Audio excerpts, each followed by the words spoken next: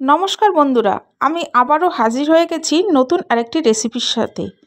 আজ আমি আপনাদের সাথে ফুলকপি আর মসুর ডাল দিয়ে একদম নতুন ধরনের নতুন স্বাদের একটি রেসিপি শেয়ার করছি। ফুলকপির তো নানা রকম রেসিপি আপনারা বাড়িতে বানিয়ে খেয়েছেন, তাই একবার অন্তত ফুলকপি আর মসুর ডাল দিয়ে এই রেসিপিটা বানিয়ে খেয়ে দেখুন, অপূর্ব স্বাদের খেতে হয়। দুপুরে বা রাত্রে এটা তৈরি করতে পারেন। ভাত, রুটি, পরোটা সব কিছুর সাথেই খেতে দারুণ লাগে। বাড়িতে যদি মাছ, মাংস, ডিম না থাকে তখন আপনারা এই রেসিপিটি বানিয়ে ফেলতে পারেন। এটা যে কোনো কষা মাছ মাংসের স্বাদকেও হার মানাবে। আর যাকেই বানিয়ে খাওয়াবেন প্রত্যেকেই আপনার প্রশংসায় পঞ্চমুখ হবেন। তাহলে বন্ধুরা আর দেরি না করে শুরু করি আজকের রেসিপিটি। আর বন্ধুরা, আশা করি আপনাদের এই রেসিপিটি খুব ভালো লাগবে। ভালো লাগলে প্রথম থেকে শেষ পর্যন্ত দেখার অনুরোধ রইল। আর বন্ধুরা, একটা লাইক অবশ্যই দিয়ে দেবেন। এই রেসিপিটি করার জন্য আমি 100 গ্রাম মসুর ডাল নিয়ে নিয়েছি। এটাকে ভালো করে ধুয়ে 1 ঘন্টা ভিজিয়ে রাখবো।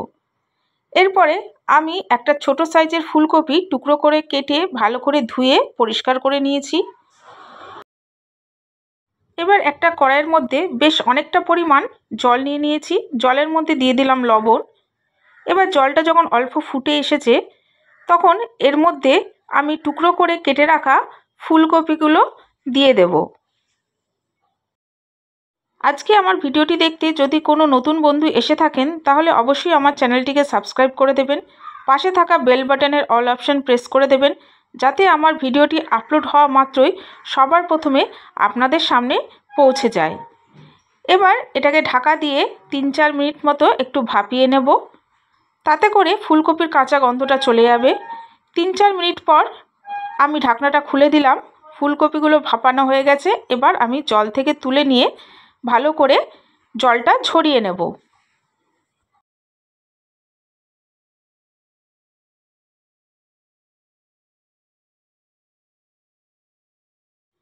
বন্ধুরা, আমি মসুর ডালটা 1 ঘন্টা ভিজিয়ে রেখেছিলাম। দেখুন খুব ভালোভাবে ভিজে গেছে।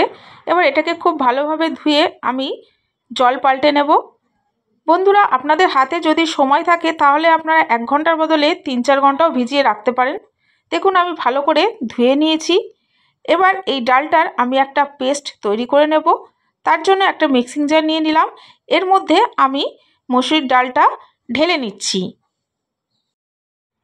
অল্প একটু জল দিচ্ছি, খুব বেশি জল দেব না। আমি পেস্ট করে নিয়েছি, একদম মিহি পেস্ট করব না, একটু গোটা গোটা রেখেছি। আর দেখুন খুব পাতলা আমি করিনি, একটু ঘনই আছে। এরপর এটাকে সরিয়ে রেখে দিচ্ছি। এবার আমি যে কপিগুলোকে সেদ্ধ করে রেখেছিলাম সেগুলোকে আমি হ্যান্ড গ্রেটারের সাহায্যে একটু গ্রেট করে নিয়েছি। আমার প্রিয় বন্ধুরা, আমি আপনাদের জানাই আমার বুক ভরা ভালোবাসা, আন্তরিক শুভেচ্ছা, অভিনন্দন ও শ্রদ্ধা। আপনাদের ভালোবাসা ছাড়া আমি সামনের দিকে এগিয়ে যেতে পারবো না। দয়া করে আমাকে সামনের দিকে এগিয়ে যেতে সাহায্য করুন। বন্ধুরা, ফুলকপিটা আমি গ্রেট করে নিয়েছি। এবার আমি অন্য একটা পাত্রে নিয়ে নিলাম। এই কাজটা আমি মাখার সুবিধার্থে করে নিচ্ছি। এবার এর মধ্যে দিয়ে দিচ্ছি আগে থেকে পেস্ট করে রাখা মুসুরির ডাল,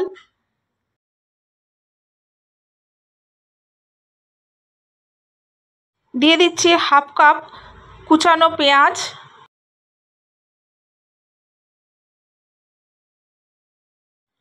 দিয়ে দিচ্ছি ঝাল অনুযায়ী কুচানো কাঁচা লঙ্কা আর ধনেপাতা। এবার এর মধ্যে দিয়ে দিচ্ছি হলুদ, ঝাল অনুযায়ী শুকনো লঙ্কার গুঁড়ো, জিরে গুঁড়ো, স্বাদ মতো লবণ আর চিনি। বন্ধুরা, এখানে কিন্তু চিনিটা ব্যবহার করতেই হবে। এবার আমি এগুলোকে খুব ভালোভাবে মেখে নিচ্ছি।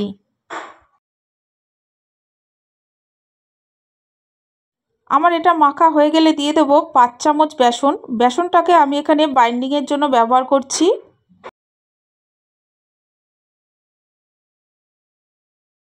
বন্ধুরা, এটা মাখার পরে আপনারা পকোড়া হিসাবেও খেতে পারেন, খুব ভালো লাগে। বন্ধুরা, এটা মেখে নিয়েছি, এবারে ভেজে নেব। তার জন্য কড়াইতে আমি সর্ষের তেল গরম করে নিয়েছি।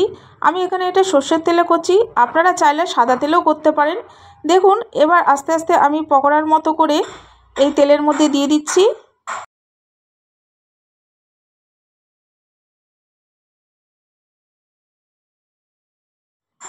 বন্ধুরা, এটা আপনারা কিন্তু একদম লো ফ্লেমে ভাজবেন। হাই ফ্লেমে ভাজলে ওপরটা লাল হয়ে যাবে, ভেতরটা কাঁচাই থেকে যাবে, তখন আর খেতে ভালো লাগবে না। আমার এক সাইড হয়ে গেছে, আর এক পিঠ আমি ভেজে নিচ্ছি, তার জন্য উল্টে দিচ্ছি। আর বন্ধুরা, এই রেসিপিটি আপনাদের কেমন লাগলো সেটা কমেন্টস বক্সে অবশ্যই কমেন্টস করে জানাবেন।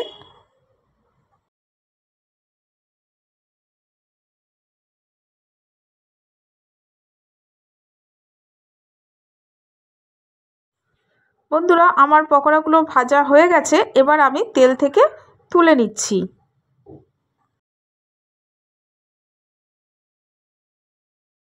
বন্ধুরা, এবার এই তেলের মধ্যে আমি আগে থেকে ডুমো করে কেটে রাখা আলু ভেজে নিচ্ছি। এখানে আমি দুটো বড় সাইজের আলু কেটে রেখেছিলাম, সেগুলোকে আমি খুব ভালো করে ভেজে নেব। এই আলুর মধ্যে দিয়ে দেব সামান্য লবণ আর হলুদ গুঁড়ো। এগুলো দিয়ে আমি আলুটাকে লাল করে ভেজে নেব। আলুটা ভাজা হতে থাক, ততক্ষণে আমি একটি মশলার পেস্ট বানিয়ে নেব। তার জন্য একটি বড় সাইজের পেঁয়াজ কুচি করে মিক্সিং জারে দিয়ে দিলাম। দিয়ে দেব 2 ইঞ্চি আদা আর 8-9টা কোয়া রসুন। আর বন্ধুরা, এর মধ্যে দিয়ে দেব একটা বড় সাইজের টমেটো। এবার এগুলোকে আমি খুব ভালোভাবে পেস্ট করে নেব।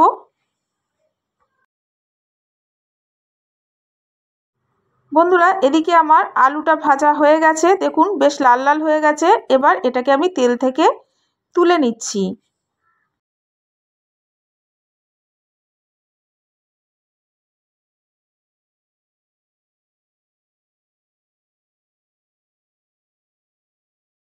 আলুটা তোলার পর ওই তেলের মধ্যে দিয়ে দিলাম একটা তেজপাতা আর সামান্য একটু গোটা জিরে। এবার এর মধ্যে দিয়ে দিচ্ছি পেস্ট করে রাখা মশলা।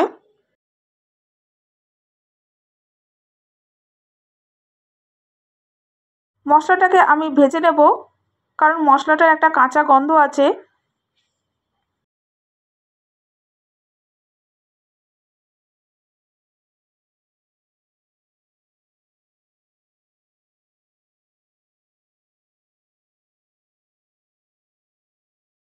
মশলাটা কিছুক্ষণ ভেজে নেওয়ার পর দিয়ে দিচ্ছি হলুদ গুঁড়ো, ঝাল অনুযায়ী লাল লঙ্কার গুঁড়ো, দিয়ে দিচ্ছি 1/2 চামচ ধনে জিরে গুঁড়ো, স্বাদ মতো লবণ আর চিনি।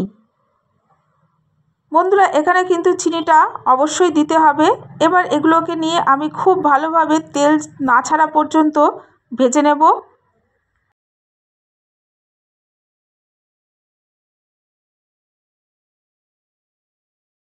দেখুন বন্ধুরা, মশলাটা থেকে খুব ভালোভাবে তেল ছেড়ে গেছে। এবার আমি আগে থেকে ভেজে রাখা আলু এর মধ্যে দিয়ে দিলাম। এবার আলুটা দিয়ে কিছুক্ষণ মতো আমি কষিয়ে নেব। এটা যাতে ভালো করে কষে যায় তার জন্য একটু ঢাকা দিয়ে দিলাম। 2 মিনিট পর ঢাকাটা তুলে দিলাম। দেখুন আলুটাও খুব ভালোভাবে মশলার সাথে কষে গেছে। এবার এর মধ্যে আমি প্রয়োজন অনুযায়ী জল দিয়ে দেব। আপনারা যদি বেশি গ্রেভি খান তাহলে জলের পরিমাণটা বাড়িয়ে দেবেন, আর যদি কম গ্রেভি খান তাহলে জলের পরিমাণটা কমিয়ে দেবেন।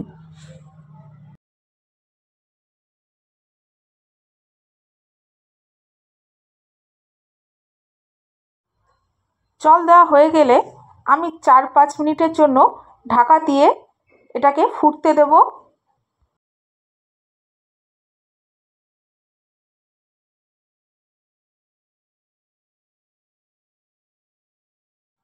4-5 মিনিট পর দেখুন এই ঝোলটা আমার ফুটে গেছে। এবার এর মধ্যে আগে থেকে ভেজে রাখা পকোড়াগুলো দিয়ে দেব। আমি এখানে সব পকোড়া দিইনি, কিছু পকোড়া রেখেছি ভাজা খাওয়ার জন্য। পকোড়াগুলো দিয়ে দিলাম, আর এর মধ্যে দিয়ে দেব কুচানো ধনেপাতা।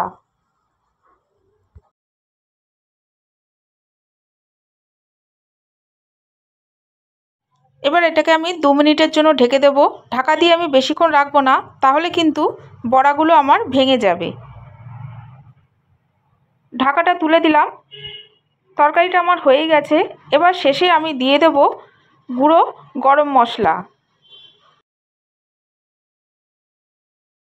ফুলকপির তো নানা রকম রেসিপি আপনারা বাড়িতে বানিয়ে খেয়েছেন, তাই একবার অন্তত ফুলকপি আর মসুর ডাল দিয়ে এই রেসিপিটা বানিয়ে খেয়ে দেখুন, অপূর্ব স্বাদের খেতে হয়। দুপুরে বা রাত্রে এটা তৈরি করতে পারেন, ভাত, রুটি, পরোটা সব কিছুর সাথেই খেতে দারুণ লাগে। বাড়িতে যদি মাছ, মাংস, ডিম না থাকে তখন আপনারা এই রেসিপিটি বানিয়ে ফেলতে পারেন। এটা যে কোনো কষা মাছ মাংসের স্বাদকেও হার মানাবে। আর যাকেই বানিয়ে খাওয়াবেন প্রত্যেকেই আপনার প্রশংসায় পঞ্চমুখ হবেন। তাহলে বন্ধুরা আজ আসি, আবার দেখা হবে নেক্সট এপিসোডে নতুন কোনো রেসিপির সাথে। ততক্ষণ ভালো থাকবেন, সুস্থ থাকবেন।